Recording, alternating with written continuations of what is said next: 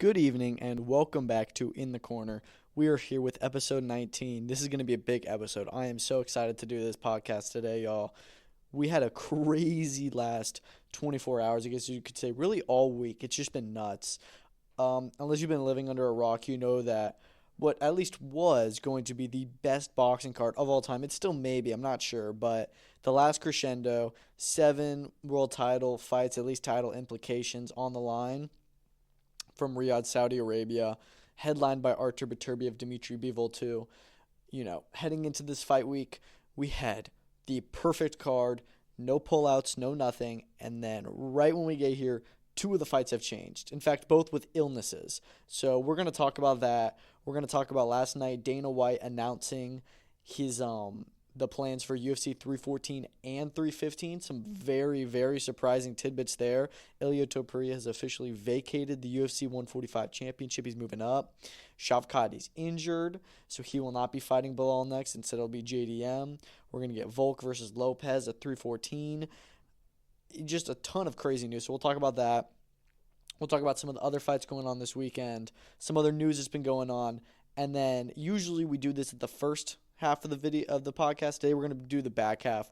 We're going to do a extensive breakdown on the big fight card this weekend. All 7 fights. We're going to do in-depth analysis of how I think it's going to go, and then I'm going to give you my prediction. So without further ado, let's just hop right into it. So the big news, of course, it's been going on fight week, is the Shakur Stevenson, Floyd Schofield, Josh Padley situation now, and then Daniel Dubois, Joseph Parker, Martin Bakole. So we'll talk about Shakur first. So last episode we talked about Floyd Schofield being out of the picture. He fell ill and is out of the fight. We knew that last episode. That was Tuesday evening. Wednesday morning we wake up and we hear Josh Padley has stepped in. He did a check weight in the UK on Wednesday, so he's going to make 135 on 4 days' notice, which is crazy. And he flew down to Saudi on Wednesday. Thursday press conference, he was here facing off with Shakur. I mean, I can't believe that we're getting Shakur Stevenson versus Josh Padley. That has to be one of the most just out-of-nowhere fights ever. It makes no sense, but, they had 4 days. Were there other guys they could have gotten? Maybe, but to get somebody who's going to drop down to 135 on 4 days' notice and make the trip out to Saudi, it's going to be kind of hard. So, I think that they got a decent opponent with Josh Padley. I'm not mad at it. Does he pose any threat to Shakur? No, he will not win a single round. I think that if Shakur didn't have his hands, kind of injured, I think Shakur may stop him. We'll see. Maybe he still will. I think Josh Padley's okay. He's just not world level in the slightest. But you know what? He punched his ticket with the big win over Mark Chamberlain. Apparently it was His Excellency himself who chose Padley and said, let's get him. We know that Jadir Herrera was in potential, but he has a very high ceiling, I think.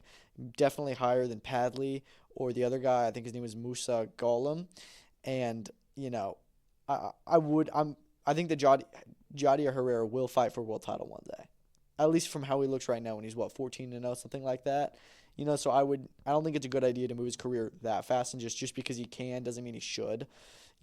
Develop him more because he's a very good fighter. Josh Padley probably won't get this opportunity later in his career, so why not?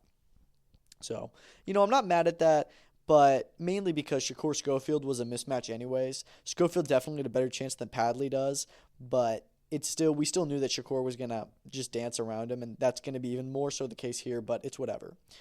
What happened today, which is even crazier, is Daniel Dubois fell ill today. And what was really odd is that, first of all, we heard about this before it happened. Usually, when we hear that someone's fallen ill, it's just straight up, we hear about it because the fight has been canceled or postponed or whatever. In this case, canceled.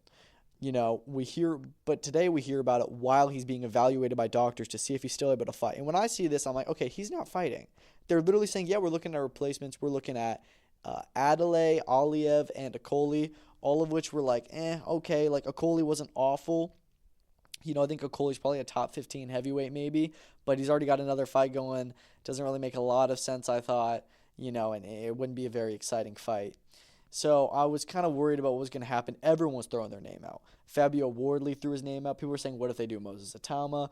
People were honestly saying, what if they do Anthony Joshua? He's in Saudi. Why not? Comeback fight, which would be an awful idea. It just doesn't make any sense. But, people were everyone was being thrown out. One of the people that were most vocal, of course, was Martin Bakole. So we find out Daniel Dubois is officially out of the fight, which is expected and is heartbreaking. Because that was probably, do I think that would have been the best fight? Potentially. I think it could have a crazy ending. But that was probably the fight I was most just kind of looking forward to and most excited about because it's the heavyweight division. Like, all the heavyweight big fights are so exciting, and this is the biggest fight on the card outside of Beterbiev Bivol, and you can even argue it. But Beterbiev Bivol, we've already seen it before. So my interest level for Dubois Parker was honestly a little bit higher. So I was like, oh, this sucks. We won't get to see a world title fight anymore. And then they bring in Martin Bakole. I still cannot believe that this is what they did. Like, they had all these people they could have chose. Like, look at what they did with Josh Padley. They chose what? I don't even know where he'd be ranked in all the world lightweights. Like, number 60? Probably lower than that. Or higher than that. I don't know. Martin Bakole, for me, is number 4. So we were going to get number 2 versus number 3 in the heavyweight division. Instead, we're getting number 3 versus number 4. Absolutely zero complaints. I can't believe that they brought in the next best guy. He's fighting Efe Ajagba in May. Apparently, that may still be happening. But this guy, we know he's one big-ass dude, so we're going to see if he's able to hold the conditioning. I mean, I'm thinking he's in camp already for Ajagba, but I don't know how far into camp he is, I don't know how far he's going to be able to last in the fight, but I saw Ade Oladipo tweet, this is going to be a 4-round war, and it will, and I don't know if it'll go past that, because Bakole, you do not want to firefight with him, but you may have to, just to defend yourself. And I don't even know, like, I can't believe this fight's happening. The only thing that worries me is Bakole's coming in on 2 days' notice. Is he going to be good? I mean, he's still in the Congo right now. He's got to get to Saudi tomorrow for the weigh-in. I mean, it's a heavyweight, so he doesn't have to make weight or anything, but it's still just nuts. And I mean, I can't believe, I'm so happy. I am so impressed by His Excellency and the whole team that they were able to get this done so fast.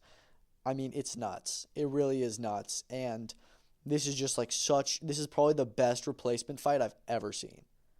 2 days notice. Any other boxing card, this fight doesn't happen anymore. Joseph Parker isn't fighting on Saturday. But this is Saudi. No, we want to fight. Let's bring in the next guy, whatever it takes.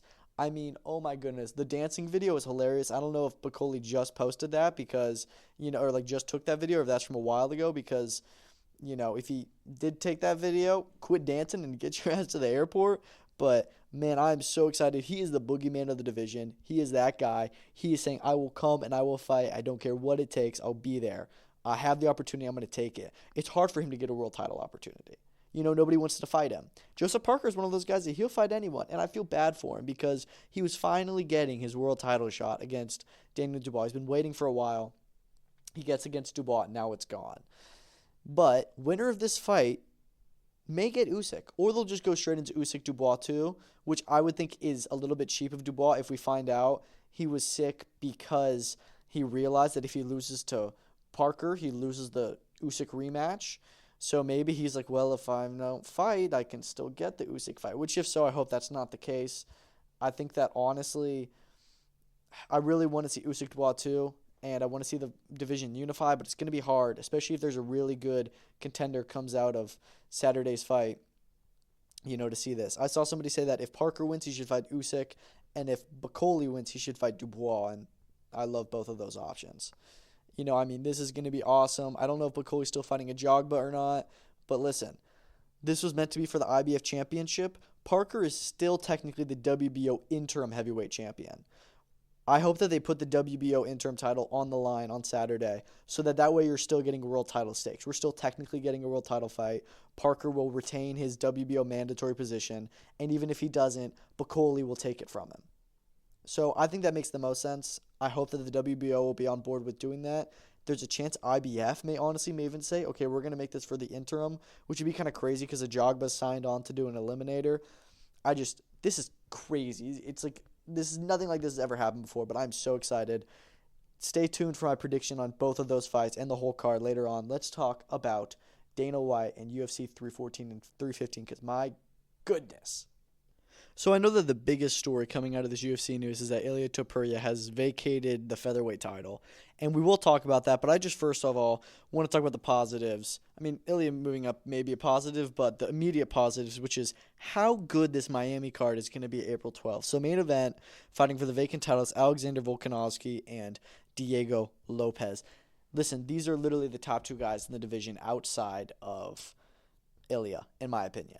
We knew that Volk was likely to get the title shot rematch.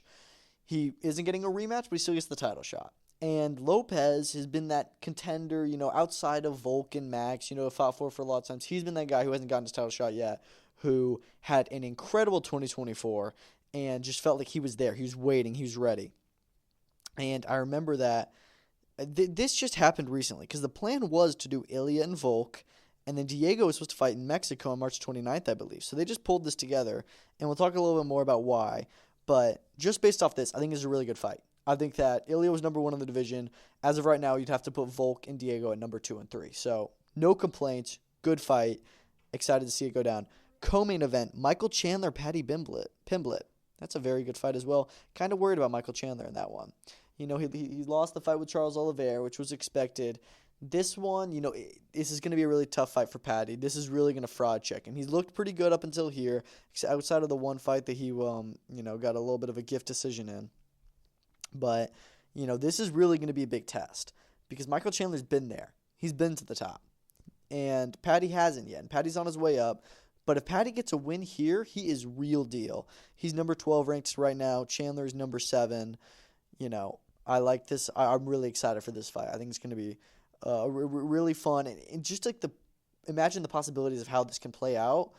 It's just like a crazy matchup I wouldn't have thought of. I know this got reported a while ago, but it's really interesting.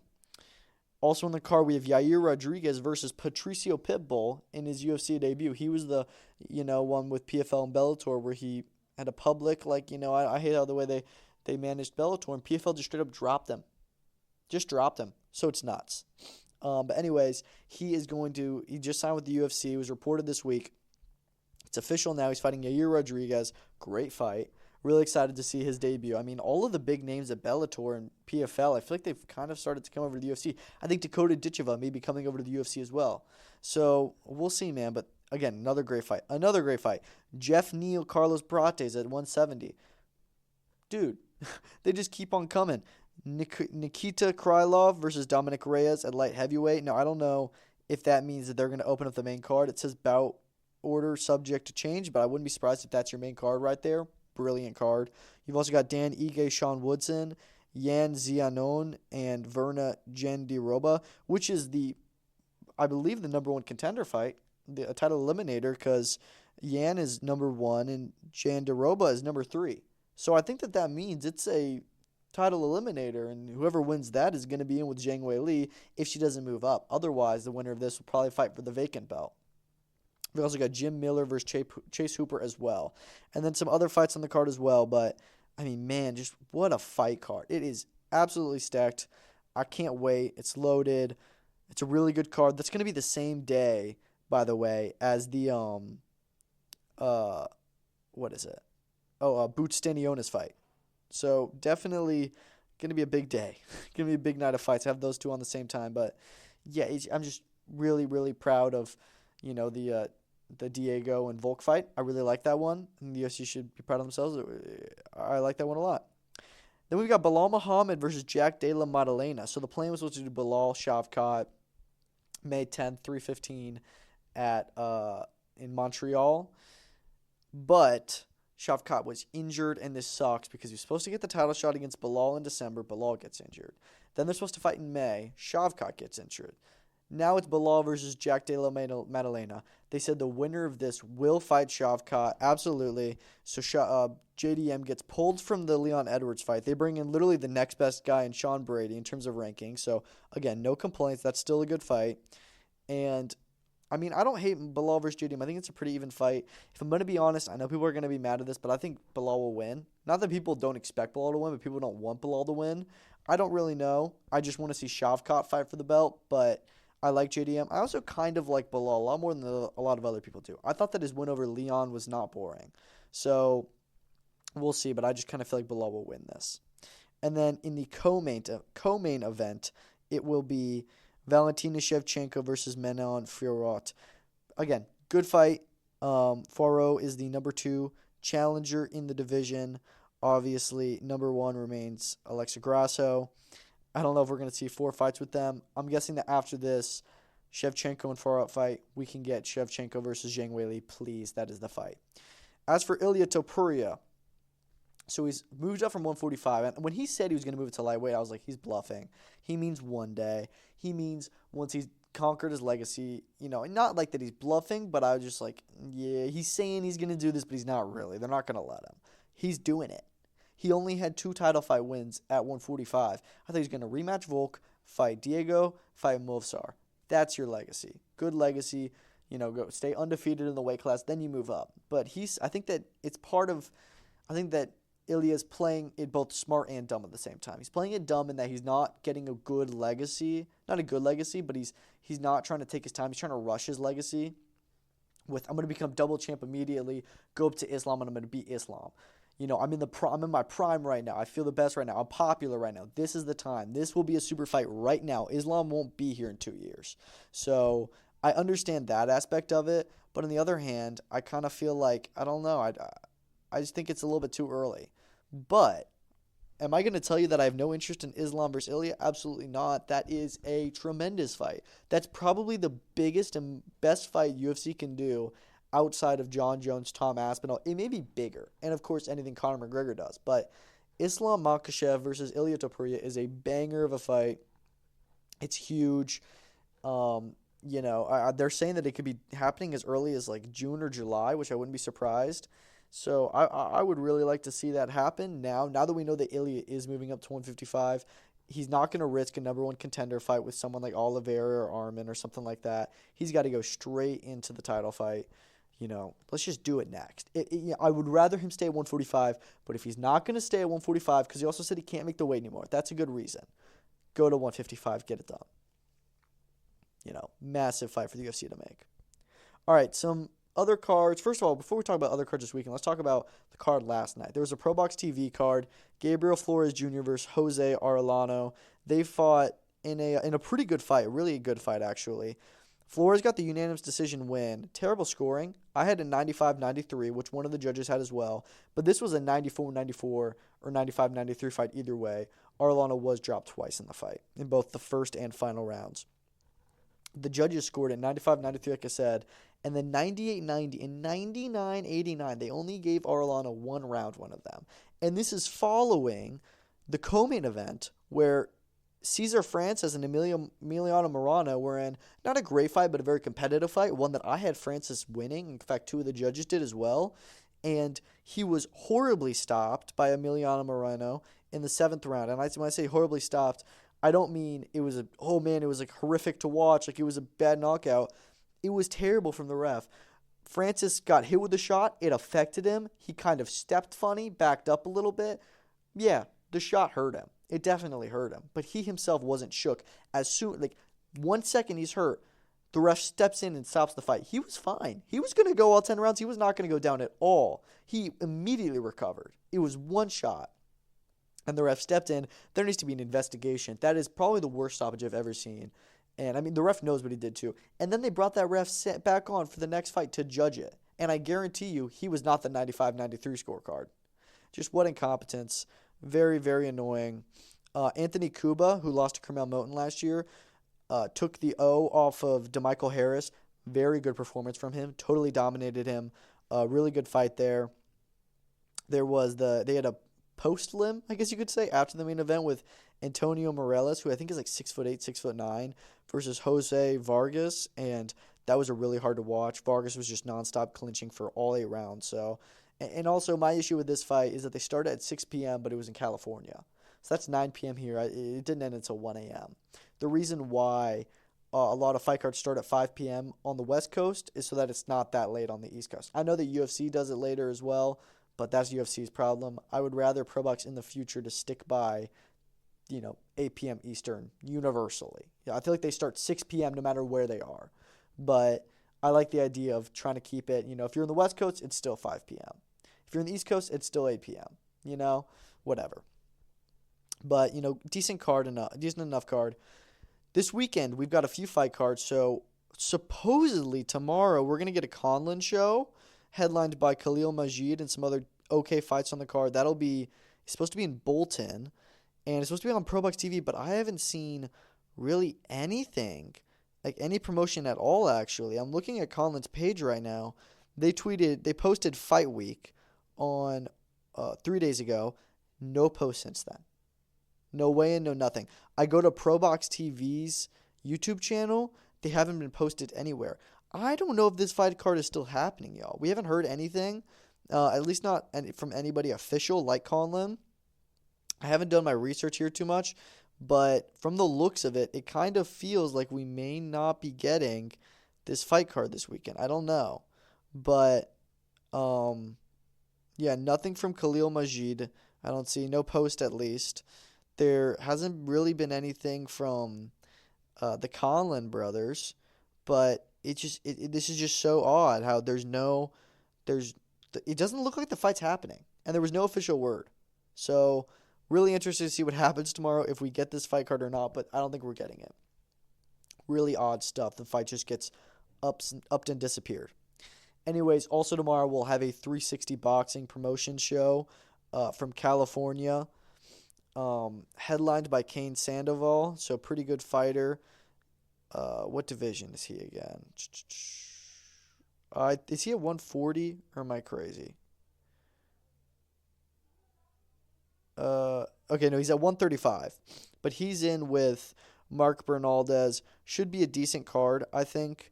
You've got co-main event. Looks like it'll be Daniel Barrera and Christopher Rios. I'm not sure if he still is. Alan Garcia will be returning. It seems like he was dropped by Top Rank after his knockout loss. What's his name?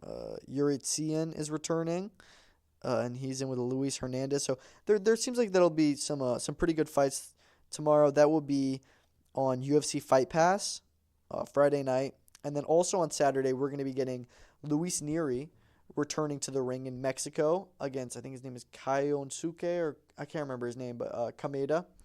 They fight in Mexico City on ESPN Knockout. I'll see if I'm able to watch that one. May not be able to, but looks like it'll be a good fight. You've got Frank Sanchez returning in a 6-rounder on that card, which just makes no sense. He's in with a guy who's like 18-24. But anyways, it'll be good to see Luis Nery back out in action. I think he's still one of the top guys at 122 pounds. And again, Inoue is going to move up within the year.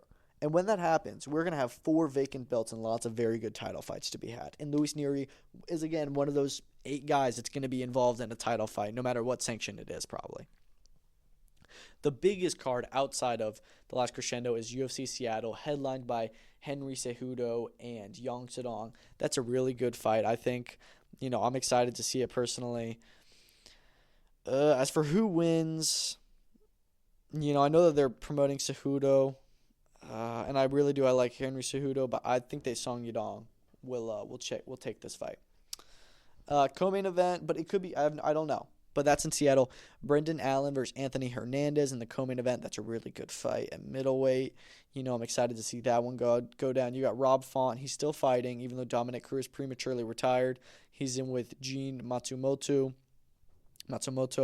Also on the main card, Gene Silva versus Melsik Bagdasarian and Alonzo Menefiel versus Julius Walker.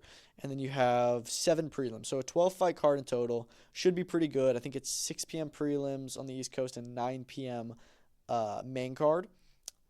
Very excited for that. Yeah, so we don't have a huge weekend. We've got some good fights outside of the big Saudi card, but that's really the focus. UFC Seattle will be good. Luis Nery's fighting, but other than that, huge card in Saudi Arabia. We also have the Junto Nakatani card on Monday, which I keep on forgetting. That's a brilliant card. Junto Nakatani, David Quellar. Then you've got Seiya Tsutumi and Daigo Higa. Those are both bantamweight championships, as well as Tenshin Nasukawa versus Andrew Maloney, or is it Jason Maloney? I think it's actually Jason Maloney. But regardless, all 3 brilliant fights. Brilliant fights. I mean, I think that you favor the Japanese. Well, I guess the Higa is also Japanese, but you favor Nakatani and Tsutsumi to retain their championships, but they're in really good fights. And I think that Nasukawa will win, but that's a very, very big step up with him, with Maloney. I mean, that's world level. So really good card there, but we're going to talk more about that on Sunday's episode because that'll be on Monday. All right, let's talk about a few news headlines before we move into the big last crescendo breakdown. All right, let's get into it. I'll try and move pretty quick. Shakur is considering legal action over the poisoning claims, as he should.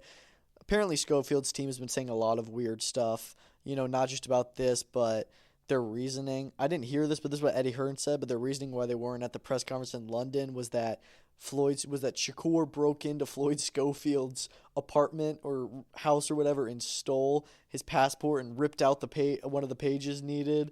I mean, just ridiculous stuff. So I don't know what's going on there. I understand that they're upset they got sick during fight week, but he didn't poison him.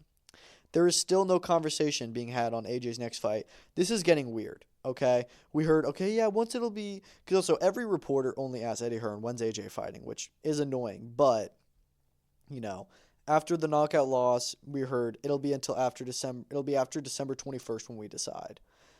And then it's like, okay, cool. I'm okay with that. That makes sense. Take your time off. They get to December 21st. They're like, okay, yeah, we want to talk to Fury. And it's like, all right, bet we're going to start talks. Then Fury retires a few weeks later because it's like, all right, well, let's give Fury his time to decide what he wants to do. He decides to retire. All right, wait. Let's wait until February 22nd and then see what happens with Dubois and Parker. I'm like, you're not getting the winner of that. You can get the loser maybe, but you do not deserve the winner. The winner goes to Usyk. That fight's not happening anymore. I think that the Jane Caballel winner makes sense. Parker Bakole winner makes more sense than Dubois Parker winner. We'll see. But, yeah, I hope that they start conversations soon. There's going to be a lot of business had over the next week in Saudi, and I assume that we're going to AJ will have a conversation with His Excellency and Eddie Hearn in the days following Saturday. He's also going to be on the broadcast team on Saturday, which, again, is surprising just because he's not super, he's not super vocal. He's cool. He's very nonchalant, but he's not like this, out there pundit with all this, exciting camera time, like Tyson Fury, for example, who's not a pundit, but he's exciting. AJ is very laid back, and I don't think that he necessarily wants to be doing that, so whatever.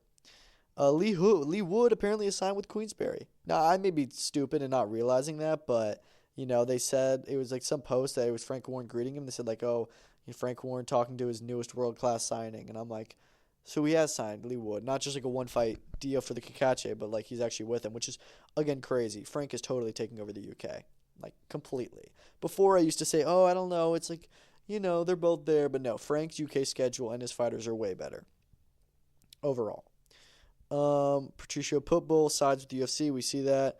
Parker is going to be his career heaviest. He's looking to come in at like 260 or maybe even a little bit more, which before I was like, yeah, okay, cool. Against Bakole, you're going to need that. He's going to be 40 pounds heavier than you. That guy is 300-plus pounds, so yeah, good. Speaking of Bakole, Jared Anderson said he wants the Bakole rematch. No. You do not get that after the terrible performance you had in your comeback against Marios Colas, a guy you should have knocked out in 1 or 2 rounds. You went 10 rounds with him. You showed no urgency, no aggression, no excitement. You weren't interested, completely disinterested. On what grounds do you think that you deserve to call out Martin Bakole, who was the boogeyman who destroyed you? Actually, to be fair, Jared Anderson fought pretty well in that fight, I thought. After, being hurt and stuff, he held his ground for 5 rounds and he made it exciting, but he wasn't winning any of it. So I don't understand. Obviously, I know that he wants the Bakole rematch. There's no way that he gets that next, especially after his last performance. He needs to spend a lot of time thinking about how to improve before he can do something like that. Shakur and Keyshawn. This was really interesting. So Shakur was asked about it, and he said that he was like kind of open to it, something like that. He was like, if he wants to put the belts on the line, if they send an offer, I'm not going to turn it down, something like that. And then Keyshawn responded and said, send the offer then. And I'm like, hold on, y'all are best friends. Are you guys, actually beefing right now? Is this a joke? And then, the next day, Shakur gets asked, and he's like, no, I don't really do that. Keyshawn's my brother. I don't think that we need to fight. There's no need to do it. And I'm like, okay, what just happened? So I don't think that we're getting Shakur Keyshawn. If they're going to fight, I won't complain because it's a brilliant fight. They're in the same division, and I want to see the top fighters fight each other. But I also won't be mad if they decide not to because they're best friends. Cyril Gahn and Tom Aspinall okay, we know this isn't true anymore, but apparently we heard a few days ago, and I don't know if this is true at all, but it was a possibility for UFC 315, and that would be for the lineal real heavyweight title, meaning taking it away from John Jones. And before I would have been like, if John Jones really is giving into demands, that makes sense. And I mean, I really hope that we figure out what's going on with him. How much did the UFC have to pay him? Because I know that the UFC doesn't pay very well, but for John Jones, I bet that they pay him plenty. I mean, this is like an unbelievable duck from him. But, I wouldn't mind Aspinall Gane, but I need Jones Aspinall. I need it. Tank is open to the Devin Haney fight. Let's do it. No waiting around. Let's do it. I mean,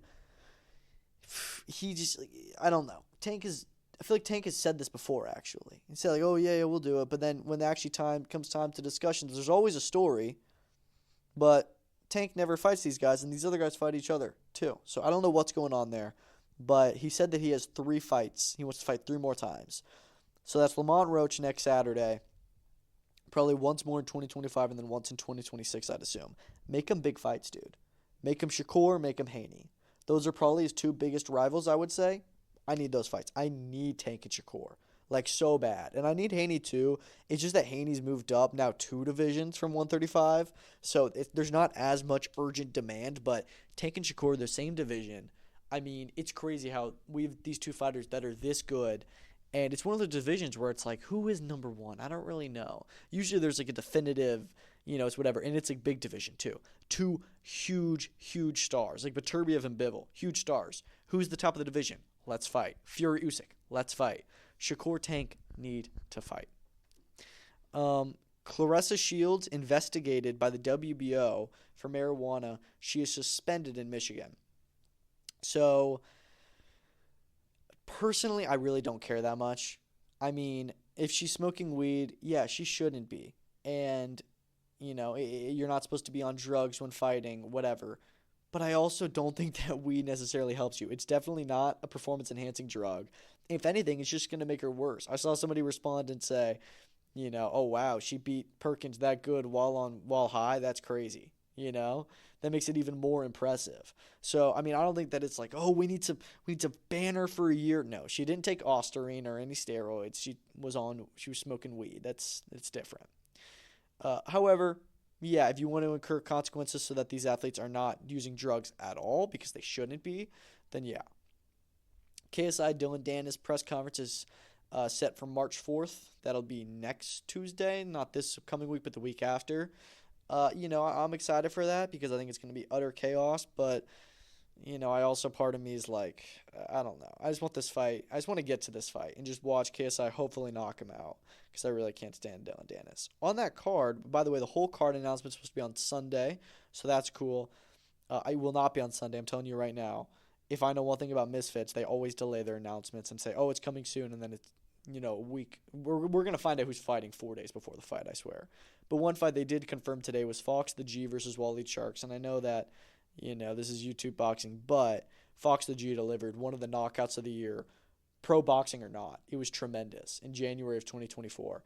And Wally Sharks is very good. He fought Dean the Great twice, very, very close fight. He's a really good fighter, fought in Golden Gloves and stuff. Fox has got insane skinny power. That is a really, really good fight for the Misfit scene. I'm excited for that one. UFC Iowa apparently is going to be on May 3rd. Didn't know that. Main event is going to be, it looks like it'll be Corey Sandhagen, Davison Figueiredo. Fantastic fight at bantamweight. Fantastic fight. These guys both just lost to Umar and Yan, respectively. I know that the UFC kind of wants to do Marab versus Sean, too. I don't know if I love that. I would like to see Sean versus Peter Yan, too. And then the losers, these guys fight, and then, they'll get to fight. I don't know who they fight, but they'll probably be next in line for the title, I think. Maybe they fight Umar again or Yan. I'm not sure. Sean even. I don't know. 135, the whole title picture, it's really confusing as to who will fight who. But I do really like this fight. And then the last thing we'll talk about before the big preview, the WBC, after the press conference, announced their Grand Prix. So we knew this was happening, but it was officially announced. And I'll just read out what they're saying this will be. So this is going to be a tournament. with across 4 weight categories. So that includes featherweight 126, super lightweight 140, middleweight 160, and heavyweight. There will be 32 participants in each division, so 128 fighters overall. They're going to fight in the tournament. There will be 41 participating countries, so that's pretty cool. 5 events, all held in Saudi Arabia, all held in different cities in Saudi Arabia. So this is interesting because Excellency we know is Riyadh season, which is just one city there. I think it's the capital. We've got a lot of other cities there, like Jeddah, I know, and then I'm sure some other ones. I don't really know too many, but yeah. So 5 different events. They'll be on DAZN, which is good. I was worried, I'm like, hey, hopefully there'll be a broadcaster. It'll be on DAZN. There will be no draws. Decisive results in every bout. Okay, that doesn't make any sense really. If they're saying, "Oh, we need to have a winner," if the fight ends up being a draw, you can do a sudden death round. Overtime boxing does that. BKFC does that. Y'all should do it too. I think that should be, honestly, I wouldn't be mad if that's a rule in every combat sport because I really like the draw. The overtime sudden death round. Open scoring. This is something that the WBC does do in different territories. Like in Japan, they allow it. So after every 4, 8, and then of course 12 rounds, you find out who's up on the scorecards. Here it'll be 2, 4, and 6. It'll be 6-round fights in round 1, and then 8-round fights for the final. And I believe if there's 32 fighters, I think that means that it'll be, 4 rounds 5 rounds, because you'll have 16 fights round 1, 8 fights round 2, 4 fights round 3, 2 fights round 4, and then one fight round 5. Yeah, so it'll be 5 events. Oh my goodness. I'm just now realizing how long these events are going to be. You're going to do 5 events with 128 fighters. That's 16 fights per division. So you tell me that event 1, and they could break this up differently, but event 1 is going to have 64 fights on it? That doesn't make any sense. There's no way.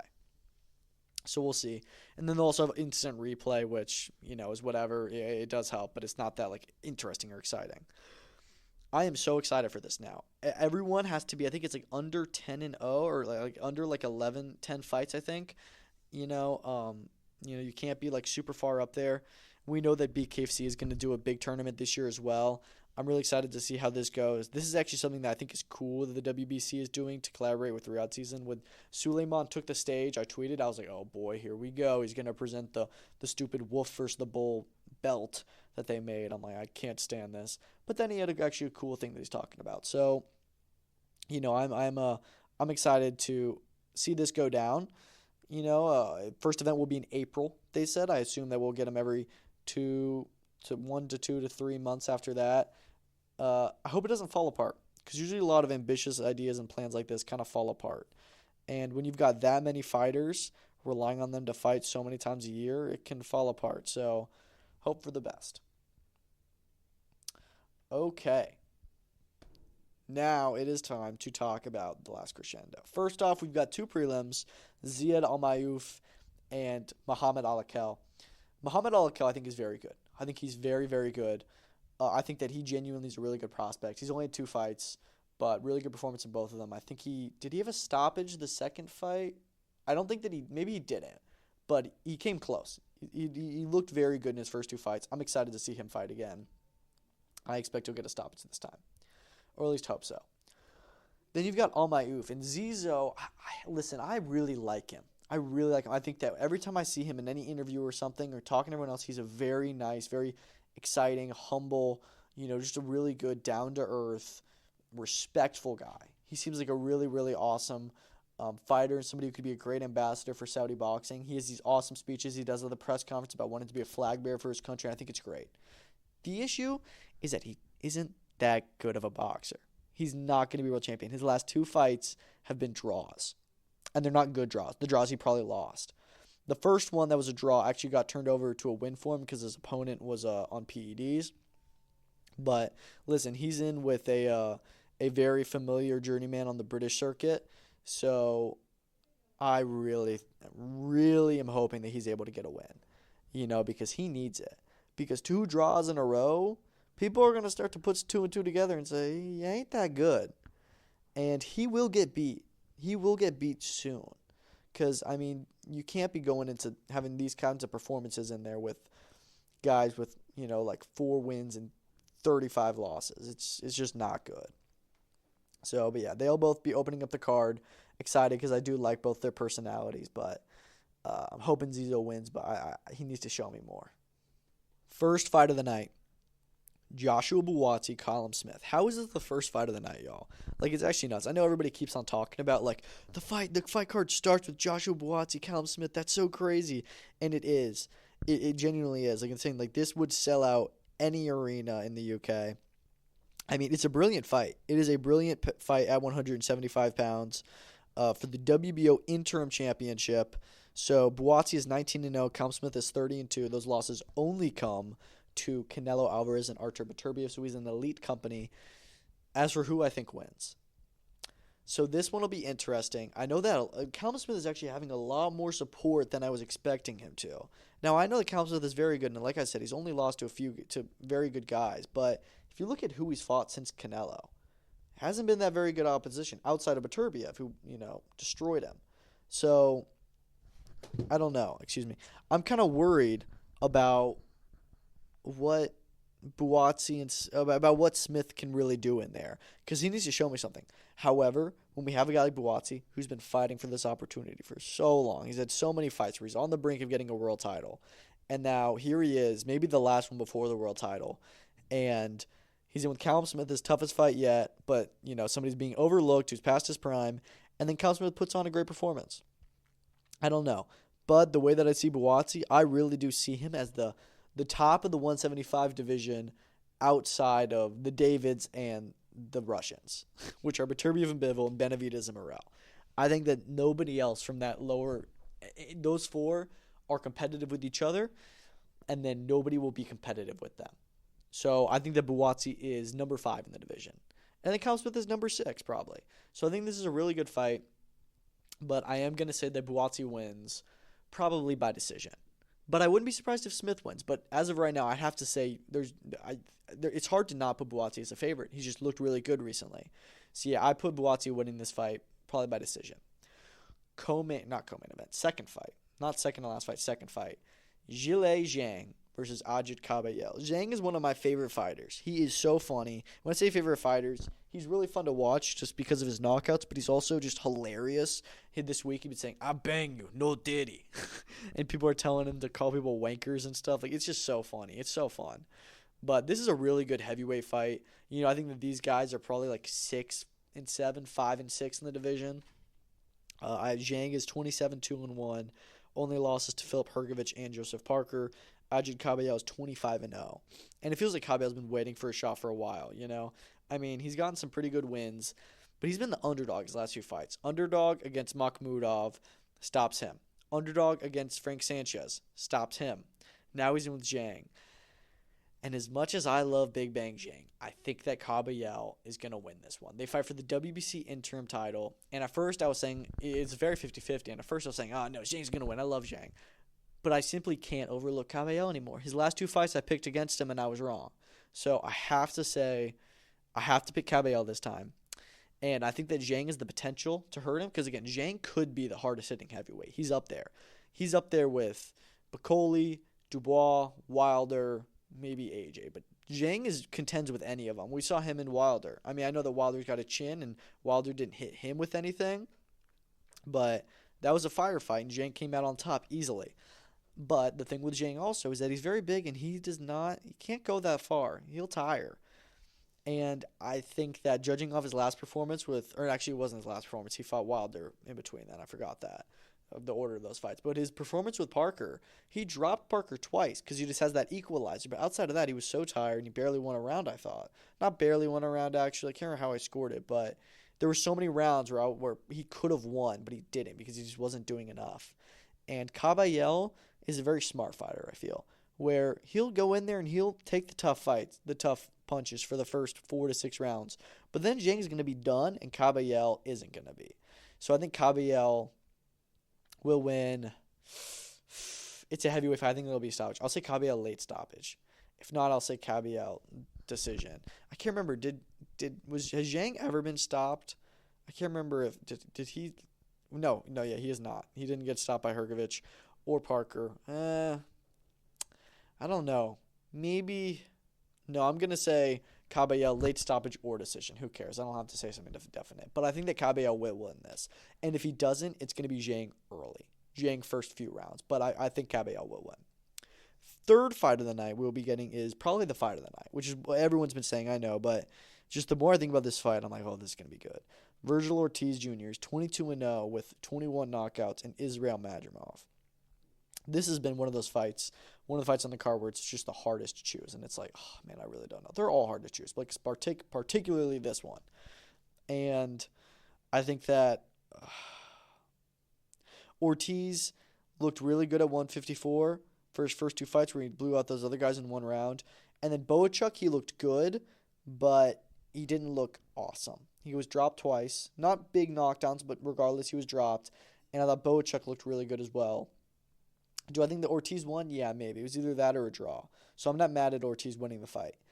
But Madrimov looked really good against Crawford. I mean, he could have gotten himself a draw or even beaten Terrence Crawford. I don't think he did. I had Crawford winning 7-5. But, I mean, he looked sensational. And we know Crawford is levels above everyone. And Madrimov evened those levels that night in August. So, I'm picking Madrimov, I think. I'm picking Madrimov by decision. I think it'll be a brilliant fight. It's so competitive. They're both, I think it was Ade Oladipo who said, you've got the puncher in Ortiz, puncher versus the boxer, but the puncher can box and the boxer can punch. And I love that. It is going to be an absolute war. I mean, I could be wrong. I could see Ortiz could win, but I don't know. I see that Ortiz is a little bit more the mainstream here, and Madrimov's got a huge support system, by the way. All the comments I see in every post is just all Madrimov support. But, I think that Madrimov really announced himself on the world scene when he fought Terrence Crawford. And I think that Virgil had a lot of holes in the Boachuk fight. And I think Madrimov can capitalize on that. So I'm going to pick Madrimov by decision, I think. First of the real-world title fights, Carlos Adames versus Hamza Shiraz for the WBC World Middleweight Championship. Again, what a fantastic fight. I think this is probably 2 and 3 in the division. I think that Janibek's number 1, you have to say. Hamza number 2 and Carlos Adames number 3. Listen, this is a very close fight. Another one. But I'm sticking with my guy Hamza Shiraz. I love him so much. He's one of my favorite fighters. He's so fun to watch. His range is unbelievable. He's 6'4", I think, for a middleweight. It's crazy. But he's in with Adames, who's 24-1. Now listen, Adames is by far Hamza's toughest test. He's a big puncher. He's way more experienced. He's been to the world level. I mean, Hamza has never fought anyone near this level at all in his career. He's 21-0 with 17 knockouts. It's going to be a brilliant fight. It's going to be a brilliant firefight, but I don't know. Everything's been geared towards Hamza Shiraz, and usually when that happens, a lot of the times they succeed. We saw it last week with Keyshawn Davis and Dennis Baranchuk, where I was saying, I don't know, I think Keyshawn will win, but it'll be tough. And Keyshawn destroyed him. Now, I think this will still be tough. I'm not going to say it won't be, but I think Hamza wins the stoppage late in the fight. I really do. I think that he's that good. I think that he is. I definitely think he's going to be a world champion, and I think it's going to happen in 2 days' time. Third fight on the card, the first of the two that have been changed, Shakur Stevenson and Josh Padley. I'm still surprised this is for the title, but 22-0 versus 15-0. Shakur Stevenson is going to dominate him. He will not win a single round. Padley will not win a single round of a second of a minute of a entire round. It'll be a blowout. Do I think he stops him is the only question. And it's hard to say because Shakur's hands, as we all know, he just had surgery on them. And, he's not a huge puncher. He has 10 knockouts in 22 fights, 22 victories, which I think a lot of people forget. And just a year and a half ago in his debut at lightweight, he stopped Shuichiro Yoshino in 6 rounds. So I think that he definitely has the potential to, stop people. But with these hands now, I don't know how easy it's going to be. And if he's going to be against anyone, it's going to be against a competition like Padley. So I think Shakur will win. It'll either be, I'd say it's either going to be decision or it's going to be early stoppage. I think it may be an early stoppage. I'm going to call something crazy. I'm going to say early stoppage. And if not, it'll be a decision. But I just kind of see it. They bring in Padley and Shakur just shocks the world. And yeah, it's not against the best opposition, but just does him away easily. And I don't know. I'm going to say Shakur Stevenson wins again, it's kind of a weird two options here, but either by unanimous decision, 121 away across the board, or by early stoppage, where it's just like, wow, he just did that. Like, is this a new Shakur? We'll see, but I definitely think Shakur will win. This is the only fight on the card that it's not hard to tell at all. All right, now it is time for the co-main event. It was meant to be Daniel Dubois, Joseph Parker. It's unfortunately not, but it's okay because it's still a fantastic heavyweight clash. Joseph Parker, Martin Bakole. Who do I think wins? I am picking. I'm gonna go Joseph Parker. I've really rocked with Joseph Parker. Actually, wait, I'm deleting this whole section. Y'all, I'm just now realizing that this may be the hardest fight to pick on this card, after all. I mean, I just haven't really thought about it because it was just announced a few hours ago. But you've got Joseph Parker, who has been in tremendous form recently, dominated Deontay Wilder, outboxed Zhilei Zhang, underdog in both fights. And, he's an underdog in Dubois fight, and I was probably going to pick Dubois if I'm being honest, but, very unsure. I am very confident that I'm not confident. I don't know. Because Martin Bakole's been the boogeyman. He's looked so destructive. But who has he beaten at world level recently? Jared Anderson. That's it. You can even argue, is Jared Anderson even at world level? Not right now, he's not. So I don't know. I'm gonna pick Joseph Parker. Even though it would be an incredible story for Parker to be this boogeyman, he finally gets the opportunity and delivers in a few rounds in the knockout. I see that happening. I really do. But I also see Parker just kind of saying, yeah, well, we knew that was going to happen because Bakole came in on a few days' notice. I think it's going to be something like that. So I'll pick Joseph Parker. I'm going to pick Joseph Parker by late stoppage or decision. And this feels so weird picking against Bakole. Because, again, I've said for so long, how much I think he's such a threat and how excited I was to see him fight again. And now it's happening in 2 days, and I think he's going to lose. But I really am not sure. This is the one I'm going 51-49 on Joe Parker just because of his form recently and just because he's the guy that's been prepping for a fight on this date. But, I really could be wrong. And Bakole could just do his thing and be like, yeah, we knew that was going to happen. So as of right now, though, I'm going to pick Joseph Parker. Then let's get to the main event because I really do not know yet again who is going to win this. I mean, listen, we already had a fight with these guys. Going into the fight, didn't know who was going to win. I picked Bivol, and I was actually starting to get confident Bivol would win. After the fight, it was one of the only fights where didn't know who was going to win before, didn't really have much of a pick. After the fight, I had less of a pick as to who is better between these guys. They are so evenly matched. Honestly, the first fight was good, but it wasn't incredible. I think we're going to get a better fight this time. I think both guys are going to be more exciting and both more go after it. And it's weird because I feel like Beterbiev is the guy that fought worse that night. He was just able to make up for it in the later rounds and was able to get the judges' scorecards because he's the come-forward fighter. Where Bivol, I'm looking at him and I'm like, Beterbiev has more to improve on this fight, and he won the first fight. So I think we're either going to get Beterbiev stoppage, where he's just going to, really put it together and be like, wow, he really figured it out and he knew to improve, and he did. Or I think we're going to get Bivol is going to correct his mistakes, that I guess he had, and then just do more later on, do more throughout, because, we know that he can, and just be able to, do his thing. And a lot of the thing with Bivol is that he was unsure going into that first fight. Am I going to be able to handle the power? Nobody else has. He knows now I can do it. I went the distance with him. Nobody else did that. So I'm going to pick Dmitry Bivol gets the revenge decision, and we get a trilogy, and David Benavidez still doesn't get a shot at the Undisputed Championship. I just know that he's got the worst luck, and he can't fight Canelo, and he's not going to be able to fight the winner of this one. I'm going to say it's either going to be Beterbiev stoppage or Bivol decision. I'm going to pick Bivol decision. Screw it. Let's go.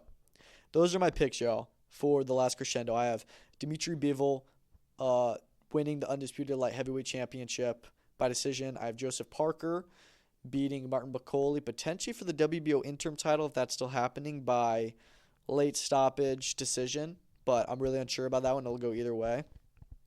And then that one's on the fence. Shakur Stevenson absolutely dominating Josh Padley or getting a surprising early stoppage. Then you've got Madrimov by decision. I've got Hamza Shiraz by stoppage, late stoppage. I don't think there's going to be any fights really early except for unless something crazy happens. Then I'll say Caballel, late stoppage or decision. And then I've got Joshua Buatsi by decision. Those are the picks. Lock them in. Actually, don't, because any one of these fights I could be totally wrong on, except for Shakur and Padley. But it is going to be a brilliant card. Honestly, thank you to His Excellency. I know they say it all the time on broadcast, but this time we really mean it. This card is special. I can't wait. This is like the Super Bowl for boxing. I'm just so excited to just sit down and watch a good 7-8 hours of 50-50 pure action fights. I will be there Saturday. Not there, but I'll be at home watching the TV. But I will be on X. Follow me on X. I'm going to be tweeting, live tweeting the whole time. I'm going to score all the fights. I'm going to be doing all this and that. It's going to be an absolute boxing marathon. I know you're going to be watching it with me. Let's do it. Thank you so much for listening. I'll be back on Sunday with the breakdown of the biggest fight card ever. And we'll talk about Junto Nakatani. We'll talk about UFC Seattle. And that will be for episode 20. Thank you so much for listening. Peace out. Enjoy the fights this weekend.